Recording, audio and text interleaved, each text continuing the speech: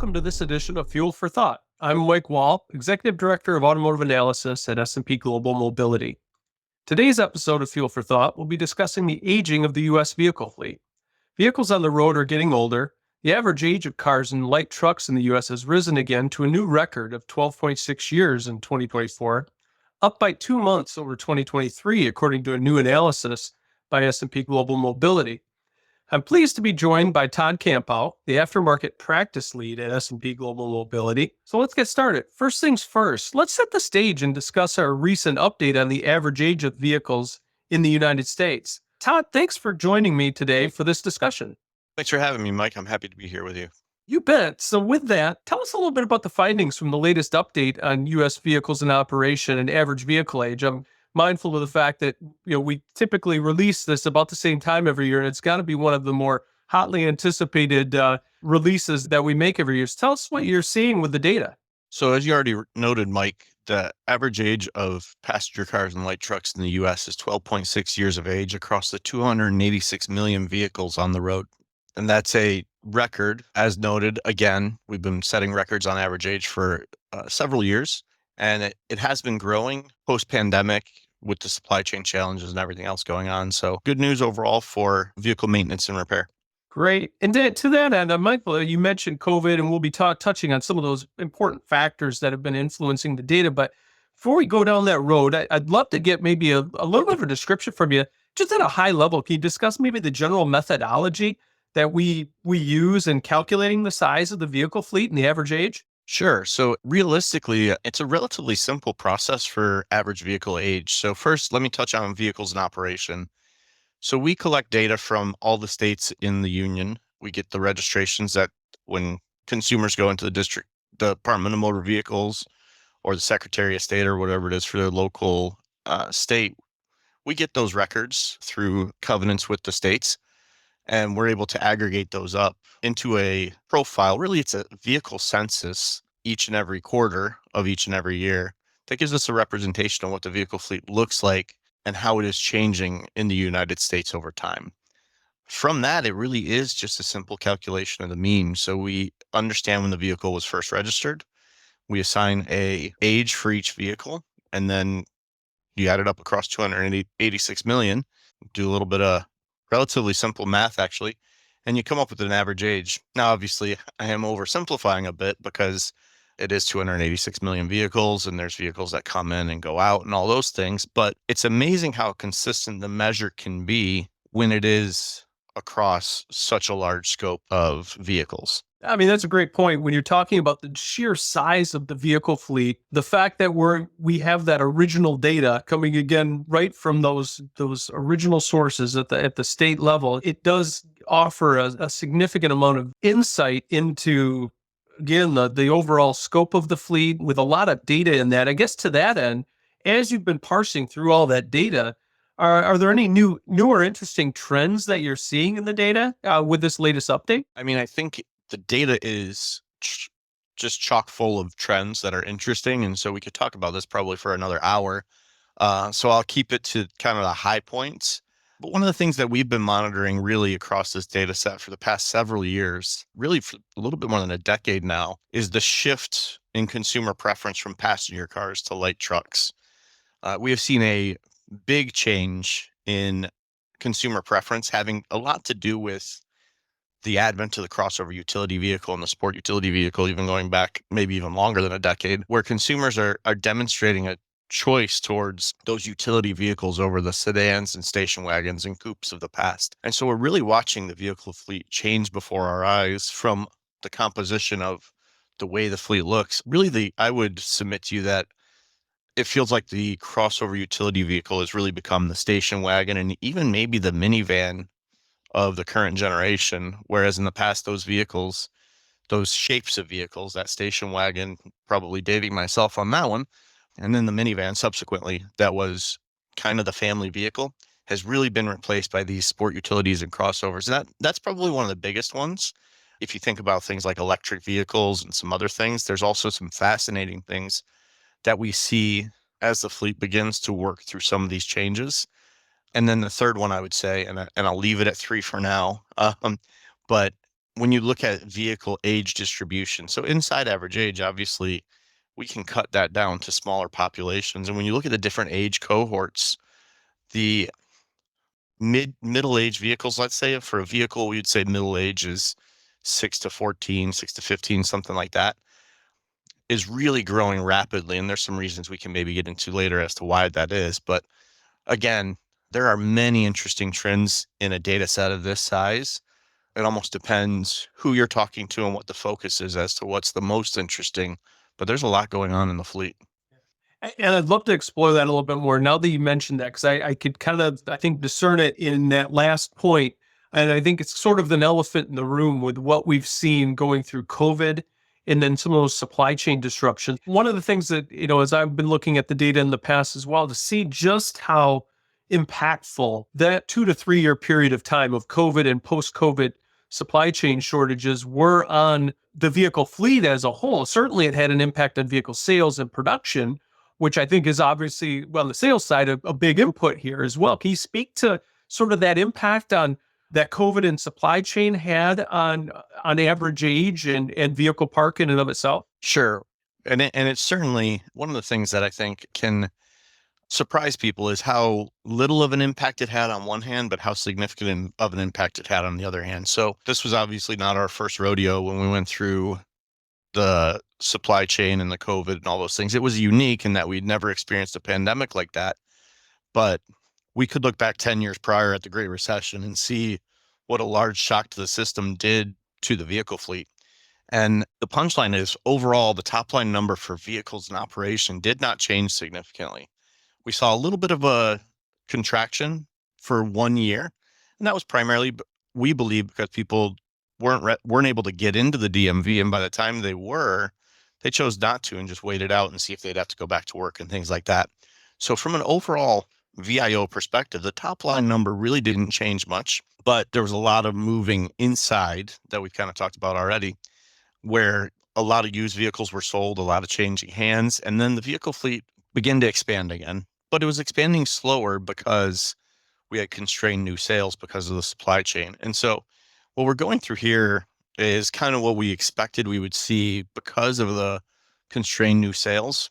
Now, I will say we thought that the VIO might stay flat a little longer with more vehicles being scrapped and removed from the road because many people were working from home. We didn't really see that. It continued to grow just at a relatively slow pace. Now, one thing that I have noted with this particular event is the impact seems a little bit outsized because prior to the pandemic in 2015 to 2019, we had 5 of the best years of sales that we had in a row, basically in recorded history. We'd never had 5 years of sales that were that strong back to back to back to back. And then we got hit. We expected it to come down a little bit, but then the pandemic and the supply chain took it down even further. And so when you look at the VIO by age cohort, the impact is a lot more significant.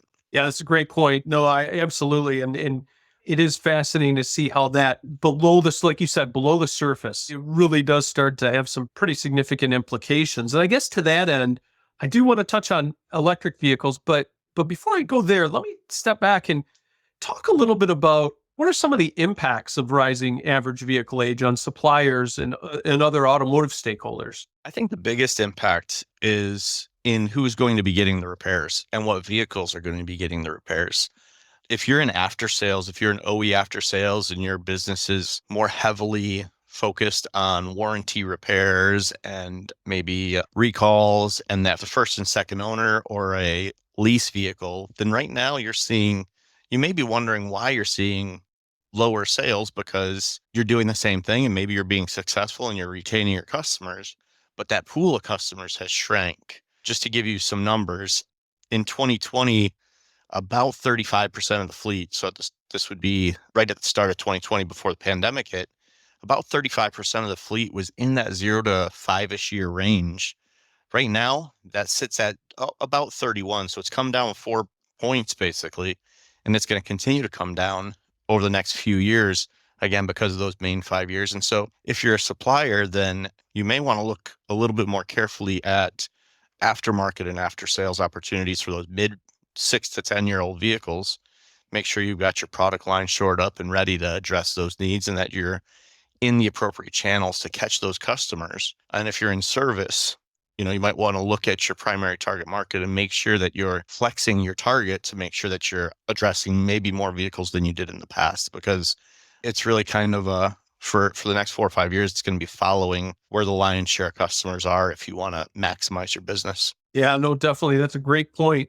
And I guess as an extension of this, one other theme that the industry as a whole has been reckoning with, of course, are electric vehicles. We've got a lot of new electric vehicles being launched. We've got at least some history now at this point. We've had many years of electric vehicle sales, albeit maybe starting out fairly low, but growing into it. What have you seen as it relates to the impact of electric vehicles, maybe on either average vehicle age of the cohort, or how is it impacting the vehicle fleet and some of those other dynamics? So electric vehicles in general still maintain a relatively small share, but we did cross 1% this past year. And some people would say, oh, wow, 1%, that's not that impressive. But again, I point at a 286 million vehicle fleet, and crossing 1%, getting up to over 3 million electric vehicles in operation actually is a pretty good feat considering the size of the fleet. Now, EV average age continues to be low because we've been selling such a high share of the overall population each year. Last year, we sold over 1 million EVs. And so if you do the math, 1 million over 3 million, it grew by basically almost 50% last year. So we're starting to see a little headwinds in EV sales now. I wouldn't say they're declining, but they're just not growing as fast as they used to. So we think the average age for the electric vehicle may begin to climb moderately, but the average age of EVs sits at 3.5 years right now. So they are extremely young compared to the rest of the fleet. And so we're going to continue to monitor that and start to get a feel for the way they age, the way they enter the fleet and come out of the fleet, and what the overall impact is to the average age and the overall fleet in the coming years. But it is, as you said, it still is a relatively young fleet of vehicles inside the fleet. And I also think that right now we're seeing some of the effects of the infancy of the EV. So some of those early first generation EVs are coming off the road already. They're a little bit over 10 years of age. And so we're seeing that and monitoring that too, because we don't necessarily think that will be indicative of how EVs will last in the future. So lots to still be learned about EVs and how they age. But as you said, we're starting to get some critical mass that we can begin to watch over time. No, absolutely. Now I want to ask you to maybe dust off your crystal ball. Maybe we have a little fun with this question, because I think it's in the mind on the minds of a lot of folks, whether they're in the aftermarket space thinking about average age, or just casual observers of this industry. We've got an existing ICE based, internal combustion engine based fleet out there. Of course, we know them. We've known them for generations. These are vehicles that have been in the mix for so long. Now we've got EVs that are coming into the mix as well. What's your take? How do you see this regression in evolution taking place going forward? Going forward, do we see the potential for maybe average age on ICE to maybe extend further because folks are kind of holding on to those cars for as long as they can, or do we see maybe a more gradual transition from ICE to battery electric? What's sort of your take? Could we see a longer tail with ICE and sort of this buildup on BEV, or what's your overall thoughts on that? I think that's a really interesting question, and it is a fun conversation to maybe begin to try to wrap your head around. Honestly, Mike, I think that we might be in the midst of that right now, to be totally honest with you. I think one of the things that may be driving average age right now is that consumers are maybe have a little consternation about jumping to EVs, but they don't want to buy another ICE right now. So I think effectively there's a few things that are impacting right now, I think, average age. One is new vehicles cost a lot, and the other is that money is expensive. And all those actually impact EVs as well at a very high level. But I do think that maybe we're dealing with a consumer base that wants aspirationally to do EVs, but they're not ready to step in, whether it's the charging infrastructure or the cost of the EV or needing to put a charging station in their garage or whatever it might be. I think that might be pushing average age where we are today even. Now, as far as how long could that long gray tail of ICE get, I think we can take a look at what's going on with passenger cars right now. So passenger car average age inside this 12.6 is at 14 this year. And a lot of folks looked at that this year and said, wow, are passenger cars lasting longer than trucks? And it's no, they're actually disappearing from the fleet rapidly. So I think watching passenger cars over the next several years will be very telling, because I do think it's going to have to top out and then start to come down. And I think the time it tops out and starts to come down is when passenger cars reach about 20% of the overall VIO, so probably 75 million. It sits at about 100 million right now, a little bit over 100. It'll probably drop below 100 in the next year. And so I think that's what we can watch what happens with passenger cars as it right sizes, so to speak, because we sell about between 3 out of every 4 and 4 out of every new vehicles registered right now are light trucks. So we're right in that 20 to 25% range for passenger cars. So when the fleet gets down there, I think we could see the average age of passenger cars regress to the mean, whatever that is. It might be 12.6, might be higher, but that's one thing I would watch. But we do know also, when you look a little deeper at average age, that the pickup truck average age is over 14. And so we do have some track that we could run while consumers think through the shifts to EVs, because pickup trucks have been about 20% of new vehicle registrations for many, many years. And they've tracked right around 14 years of age for actually quite a while. So I think that's the potential for where it could go. I don't know that it would go much further than that, but there is some room for it to run. And I think it could go up and then start to come back down with the shift to electric vehicles. Yeah, and you brought up some just great points there, all the way getting into the mind's eye of the consumer, behavioral economics, and the like. There's all sorts of different impacts, and it's fascinating to see how that can then translate in through some of these different segments that we've got certainly a lot of experience with and a lot of data on, but we're seeing some of these data points obviously evolve even as we speak. So those are great points all around. I guess as we wrap up our discussion, I'd love to turn it over to you for maybe any final thoughts on the evolution of average vehicle age, the future of the aftermarket. It's kind of a loaded question, so it's kind of, just kind of tell us what you think, how you see this kind of progressing going forward, and the impact and influence in some of these key stakeholders. Okay, well, I'll try to do this as a wrap up rather than a dissertation, which is kind of what you opened the door to right there. But I think first of all, for the aftermarket, I think the aftermarket is in really good shape. And I think that extends out for the next probably at least 5 years. I'm not saying that it gets bad after the next 5 years, but the next 5 years, those 2015 to 2019 new registrations are going to be all continuing to enter the aftermarket sweet spot and move through the aftermarket for the rest of their lives. Now, I do think as we get into 2030 and we start dealing with the 2021s, 2s, and 3s, the aftermarket target window could shrink a little bit for the sweet spot of vehicles. But for the rest of the 2020s, I think the aftermarket's in really good shape. As far as the evolution of average age, I think it's going to moderate for the next few years. We're already starting to see signs that it may be slowing in its growth, but I do think it will continue to climb a little bit and then plateau in the next year or two. Again, it's kind of watching the bubbles, in this case, the bubbles of missing registrations from the Great Recession years ago and now the pandemic, that has the impact to drive the average age more rapidly. So I think average age is going to go back to a gradual growth and maybe a flattening, which I think is good for all parties. I mean, I think most manufacturers of components as well as OEs really like, to some degree, homeostasis and normal predictable sales ranges. And I think we may be going back to that. But obviously, with a 286 million vehicle fleet aging, who is getting the larger share of the pie always changes. So there's always work to do and there's always new ideas. And I think the EVs, and we didn't even talk about fuel cell electric because that's more on heavy duty, but EVs, PHEVs, traditional hybrids, I think all are going to make it a really interesting space to be in for the next decade, probably even more. Yeah, absolutely. And I'm certainly my vote for stability and predictability. It's always I'm always game for that. I know a lot of folks are as well from what we've been through over the last several years. So we'll definitely take it where we can get it. With that, I think it's a good point now to end it there. First and foremost, thanks, big thanks again to Todd Campau for joining me today. Thanks to everyone for listening. Please share this podcast link with colleagues and in your social media accounts wherever you can. To read an article that accompanies this podcast, as well as to opt in to our newsletter that provides more information on this topic and others, please visit spglobal.com/mobility. We'll be back with more Fuel for Thought next month. Have a great day.